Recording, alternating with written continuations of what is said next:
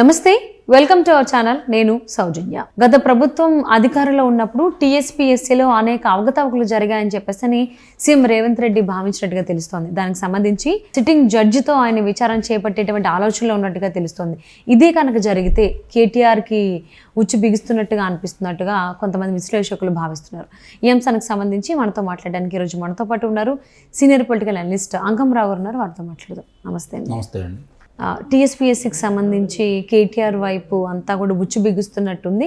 రేవంత్ రెడ్డి ఉచ్చు బిగిస్తున్నారు. ఎందుకనంటే టీఎస్పీఎస్సీలో చాలా అవకతవకలు జరిగినటువంటి భావనలు ఆయన ఉన్నారు కాబట్టి సిట్టింగ్ జడ్జితో ఆయన విచారణ చేపట్టే ఆలోచనలో ఉన్నట్టుగా సమాచారం అందుతోంది. ఒకవేళ అలా జరిగితే ఏం జరిగేటువంటి అవకాశం ఉంది అంటారు? కేటీఆర్ వాళ్ళ బంధువులకి కొంతమంది అధికారులకి ఏమన్నా ఇబ్బంది కలిగేటువంటి అవకాశం ఉందంటారు? అంటే ఆ పరీక్షలకు సంబంధించి బయటకు వచ్చేసినాయి అని ముందుగానే ప్రశ్నపత్రాలు దాని మీద వాటిని రద్దు చేయడం కూడా జరిగింది కాబట్టి దాని మీద సిట్టింగ్ జడ్జి గారితో ఈరోజు విచారణ జరిపించేసి దానికి బాధ్యులైన వాళ్ళందరి మీద చర్య తీసుకోవాలని చెప్పని గతంలో కూడా కాంగ్రెస్ పార్టీ రేవంత్ రెడ్డి గారు దాని గురించి గట్టిగానే మాట్లాడటం కూడా జరిగింది.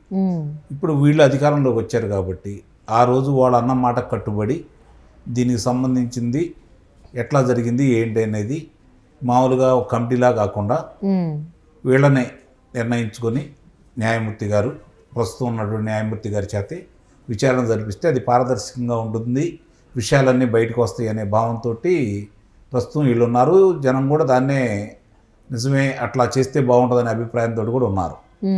ఇప్పుడు ఇక మీరు ఉదాహరించినట్లు ఈ విచారణ అంటూ జరిగితే చాలామంది బయటికి వస్తాయి. ఎందుకంటే జరిగిన దానికి సంబంధించిన వాళ్ళు ఎవరెవరు ఉన్నారనేది బయటకు వస్తూ ఉంటుంది. దాంట్లో ఉన్న అధికారుల లేకపోతే కేటీఆర్ గారి బంధువుల అనేది అభియోగాలు అయితే వచ్చినాయి కాబట్టి దాన్ని సమర్థించింది కేటీఆర్ గారు కాబట్టి కొంచెం ఆయన మీద ఎక్కువగా అనుమానాలు రావడానికి ఆ రోజు ఆస్కారం ఏర్పడింది. ఇప్పుడు న్యాయమూర్తి గారి విచారణలో కనుక పారదర్శకంగా జరిగిద్ది అనేది న్యాయమూర్తి గారి విచారణ ప్రజలందరూ కూడా భావిస్తున్నారు. ఆ విషయంలో న్యాయమూర్తి గారి చేత విచారణ చేయించాలనే భావన ప్రభుత్వానికి రావడం మాత్రం అభినందనీయమే.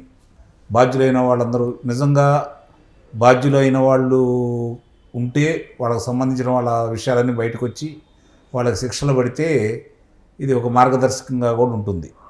భవిష్యత్తులో ఎలాంటివి జరగకుండా తగు జాగ్రత్తలు తీసుకోవడానికి ఇది ముందస్తుగా బాగుంటుందనేది ప్రజల అభిప్రాయం.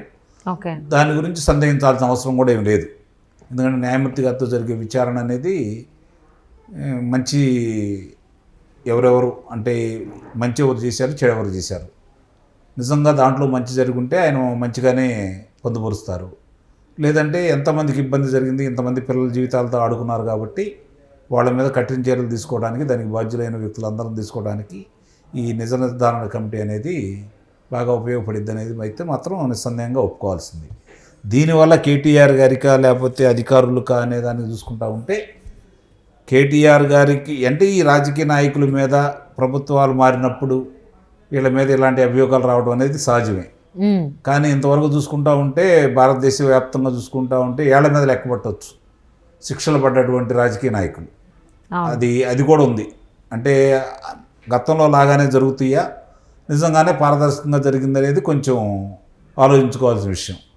రేవంత్ రెడ్డి గారు ఓ కరుణానిధి గారు లాగా, లేకపోతే చంద్రబాబు నాయుడు గారు లాగా, ఓ నితీష్ కుమార్ గారు లాగా, ఒక నవీన్ పట్నాయక్ గారిలాగా ఆయన కూడా దీర్ఘకాలికంగా ఇప్పుడు అక్కడ మన పశ్చిమ బెంగాల్లో చూస్తున్నాం మమతా బెనర్జీ గారి లాగా దీర్ఘకాలికంగా ముఖ్యమంత్రిగా ఉండాలనే తలంపు కనుక ఉంటే ఇలాంటి కార్యక్రమాలన్నీ ఆయనకు ఉపయోగపడతాయి. పారదర్శకంగా జరిగితే తూతూ మంత్రంగా కాకుండా ఆయన కనుక చర్యలు తీసుకొని ముందుకు తీసుకెళ్తే మాత్రం దానికి సంబంధించిన వ్యక్తులందరికీ శిక్ష పట్టడం అనేది జరిగి తీరుతుంది. దాంట్లో కేటీఆర్ గారి పాత్ర ఎంత అయిందనేది ఇది మొట్టమొదటి కూడా కేటీఆర్ గారి గురించి వాళ్ళ బంధువుల గురించే మాట్లాడుతున్నారు కాబట్టి వాళ్ళ బంధువులు ఉన్నా కూడా ఎంతో కొంత దానికి బాధ్యత వహించాల్సి వస్తుంది కేటీఆర్ గారు. Okay. And that TSPSC chairman Janardhan గారు కూడా రిజైన్ చేశారు. బట్ గవర్నర్ తమిళసై మాత్రం దాన్ని ఆమోదించలేదు.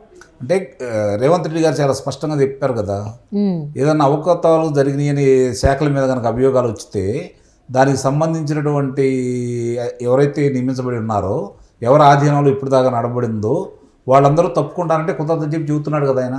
రాజీనామాను ఆమోదించను, పారదర్శకంగా మొత్తం వివరణలు ఇచ్చిన తర్వాత ఓ శ్వేతపత్రంలా ఇవ్వండి, అప్పుడు మాత్రమే వాళ్ళని ఆమోదించడం కూడా జరుగుతుంది.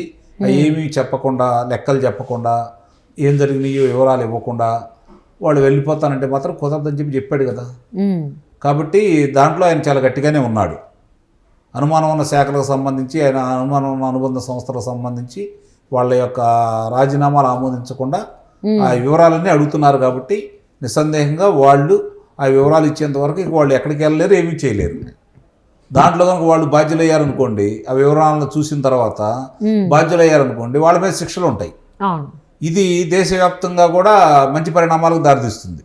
ముఖ్యమంత్రి పారదర్శకంగా ఉండి ప్రజలకు మేలు చేయాలని అవినీతి చేసిన అధికారుల మీద చర్యలు తీసుకోవడం మొదలు పెడితే అది భారతదేశ వ్యాప్తంగా కూడా దాని ప్రభావం ఉంటుంది. ఇక్కడ తెలంగాణ రాష్ట్రమే కాకుండా కాంగ్రెస్ పార్టీకి కూడా మేలు జరిగిద్ది అనేది భావిస్తున్నాను నేను.